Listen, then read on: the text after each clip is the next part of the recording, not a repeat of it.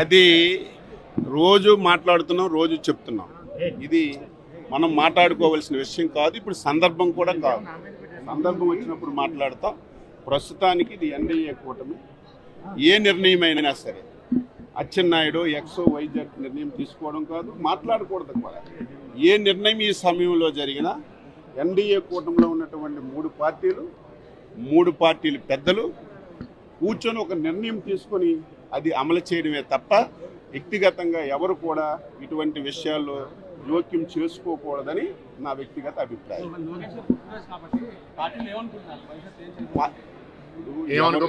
ఎవరు వద్దన్నా ఎవరు కాదన్నా తెలుగుదేశం పార్టీకి చంద్రబాబు నాయుడు గారి తరువాత నాయకుడు లోకేష్ బాబు గారు చిన్న పిల్లల్ని పడుకొని లేపడిగినా, ఎవరిని మీరు కొట్టడిగినా సరే చంద్రబాబు నాయుడు గారి తరపున ఈ రాష్ట్రానికి తెలుగుదేశం పార్టీ నాయకులు ఎవరంటే కళ్ళు మూసుకొని అర్ధరాత్రి లేపినా చిన్న పిల్లవాడికి అడిగినా చెప్పిన పేరు లోకేష్ బాబు గారు. ఇక దాని గురించి మనం వివాదం ఎందుకు, వివాదం చేయవలసిన అవసరం కూడా లేదు. ఇది ప్రతి ఒక్కరు గమనించాలి. ఇప్పుడు పదవులైనా నిర్ణయాలైనా ఏ విషయమైనా కూటమిలో ఉన్నాం. ఏదైనా కూటమి పెద్దలు నిర్ణయం చేసింది అమలు చేయాలి తప్ప నాకు మైక్ ముందు పెట్టారని నేను వ్యక్తిగతంగా మాట్లాడడం, ఇంకొకరు వ్యక్తిగతంగా మాట్లాడడం అది మంచి విధానం కాదు. ఇది అందరం కూడా పాటించవలసిన అవసరం ఉంది, పాటిస్తున్నాం కూడా. నాకు ప్రాణ సమానమైన తెలుగుదేశం పార్టీ కుటుంబ సభ్యులందరూ ఇక్కడున్నారు. చాలా హుషారుగా ఉన్నారు మీరు. ఇంకా స్పీడ్ పెంచాలి. ఎన్టీ రామారావు స్పిరిట్ మీద రావాలి. మొన్న ఎన్నికల్లో మీరు చూశారు, ఒక చరిత్ర సృష్టించాం. తెలుగుదేశం పార్టీ పెట్టినప్పటి నుంచి ఎప్పుడు రాని విజయం వచ్చింది. 93% సీట్లు మనమే గెలిచాం. మనం తీసుకున్న నిర్ణయం మీరు చూస్తే జనసేన, బీజేపీ, తెలుగుదేశం కలిసి పోటీ చేశాం. తమ్ముళ్ళు, నేను చాలా సార్లు చూశాను, కానీ ఇటీవల కాలంలో గెలవని కడప పాత జిల్లాలో 10కి 7 గెలిచాం. ప్రస్తుతం ఈ కడప పార్లమెంట్లో 7కి 5 గెలిచాం. ఇంకొంచెం కష్టపడుంటే పార్లమెంట్ కూడా గెలిచేవాళ్ళం. ఆ 2 సీట్లు కూడా గెలిచేవాళ్ళం. ఇప్పుడు చెప్తున్నా మీ అందరికీ, 5 ఏళ్ళలో ఏం జరిగిందో చూశారు. ఈ 5 ఏళ్ళలో మీ జీవితాల్లో ఏ విధంగా వెలుగులు వస్తాయో మీరే చూడబోతున్నారు. ఆ తర్వాత 7కు 7 గెలిపించాలి, 10కి 10 గెలవాలి, పార్లమెంట్లు కూడా గెలవాలి. అప్పుడే అభివృద్ధి సాధ్యం. మీరు ఒక విషయం గుర్తుపెట్టుకోవాలి.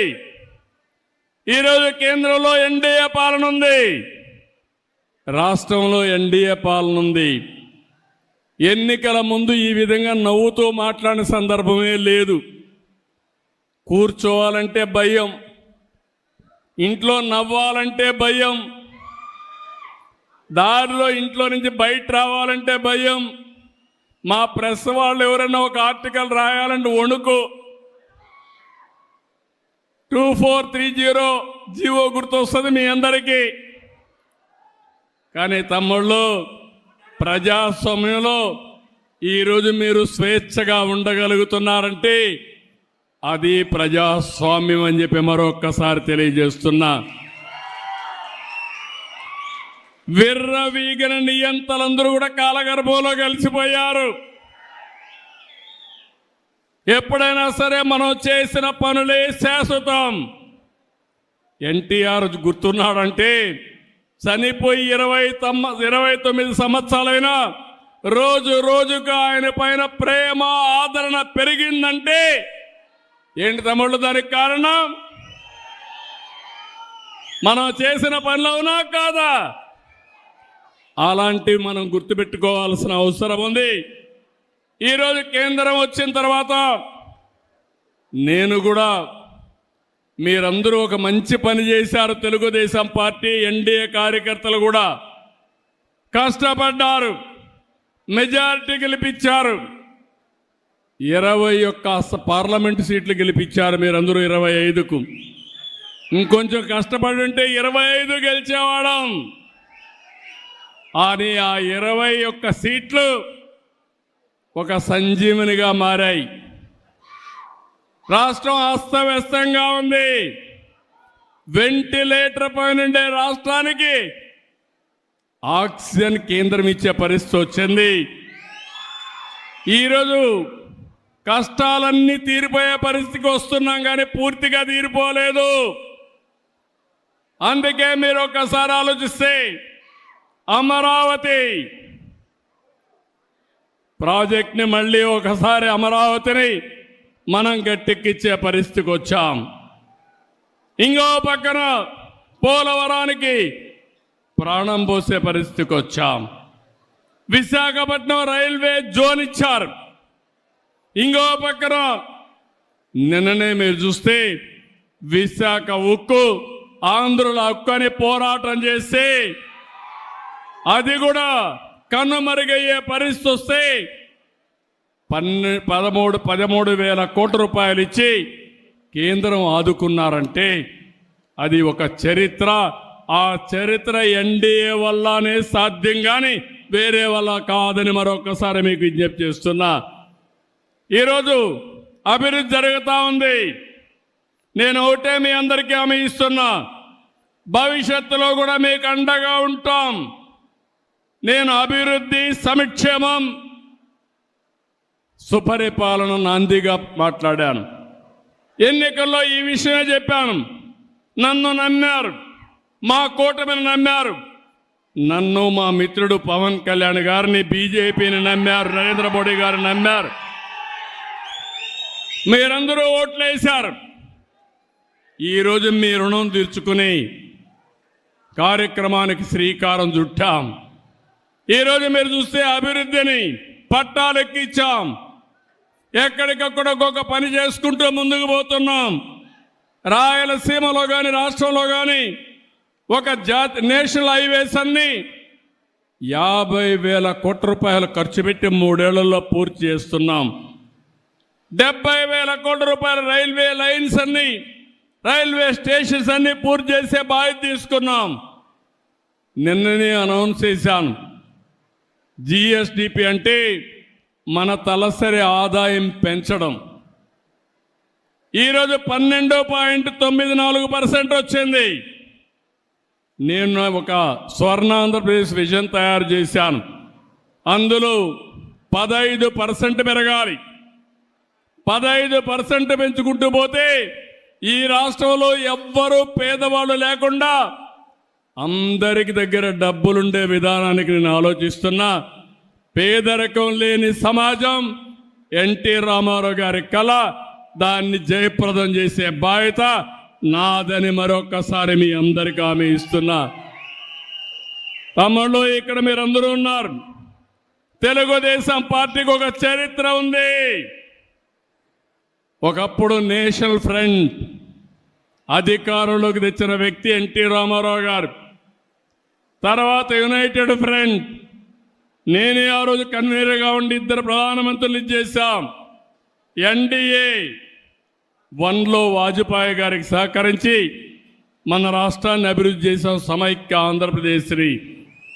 ఈరోజు ఎన్డీఏ 2 నరేంద్ర మోడీ గారి నాయకత్వంలో 14-19లో పనిచేశాం. ఇప్పుడు పనిచేస్తున్నాం. నాకు ఏ మాత్రం అనుమానం లేదు. నరేంద్ర మోడీ గారి నాయకత్వంలో 2047కి భారతదేశం నెంబర్ 1 గాని నెంబర్ 2 గాని తయారవుతుంది. నా ఆలోచన తెలుగు జాతి ప్రపంచంలోనే నెంబర్ 1గా ఉండాలనేది నా సంకల్పం. అలాంటివి జరిగేటప్పుడు ఎప్పుడు కూడా తెలుగుదేశం పార్టీ ఒక ప్రాంతీయ పార్టీ కానీ జాతీయ భావాలతో పనిచేసిన పార్టీ తెలుగుదేశం పార్టీ. జాతీయ అభివృద్ధి కోసం పనిచేసిన పార్టీ తెలుగుదేశం పార్టీ. ఈరోజు మీరు చూస్తే 1 కోటి సభ్యత్వం ఈరోజు తెలుగుదేశం పార్టీలో ఉన్నారు. 1 crore. ఇటీవల లోకేష్ గారు జనరల్ సెక్రటరీ అయిన తర్వాత కార్యకర్తల సంక్షేమానికి పెద్దపీట వేశాడు. 130 కోట్ల రూపాయలు ఇన్సూరెన్స్ కానీ వెల్ఫేర్ కానీ డబ్బులు ఖర్చు పెట్టే పరిస్థితికి వచ్చారు. ఈరోజు 1 కోటి మంది సభ్యులకి ఎవరైనా యాక్సిడెంట్ జరిగిపోతే వాళ్లకు 5 లక్షల రూపాయలు ఇచ్చే ఏకైక పార్టీ భారతదేశంలో తెలుగుదేశం పార్టీ. ఇది ఒక చరిత్ర. మీ రుణం తీర్చుకుంటాం, కార్యకర్తల రుణం తీర్చుకుంటాం. అందుకనే రాజకీయంగా మిమ్మల్ని ఎదుగుదల కోసం ప్రయత్నం చేయడం, సంక్షేమ కార్యక్రమాలు చేయడం, ఆర్థికంగా పైకి తీసుకురావడానికి ఏమేం చేయాలనో అవన్నీ చేస్తామని చెప్పి కూడా నేను మీకు తెలియజేస్తున్నా. అదే సమయంలో మిత్రపక్షాల కార్యకర్తలు కూడా విజ్ఞప్తి చేస్తున్నా, ఎక్కడికక్కడ అందరూ సమిష్టిగా పనిచేసుకుని మళ్ళీ ఎప్పుడు ఎన్నికలు పెట్టినా అఖండ విజయంతో ఎన్డీఏ గెలిచే పరిస్థితి మీరు ఉండాల్సిన బాధ్యత మీ మీద ఉంది. ఎప్పుడైతే నేను ఎన్నోసార్లు చెప్పాను, డబల్ ఇంజన్ సర్కార్, కేంద్రం రాష్ట్రంలో ఎన్డీఏనే ఉండాలి, అప్పుడే అభివృద్ధి పరిగెత్తిస్తుంది.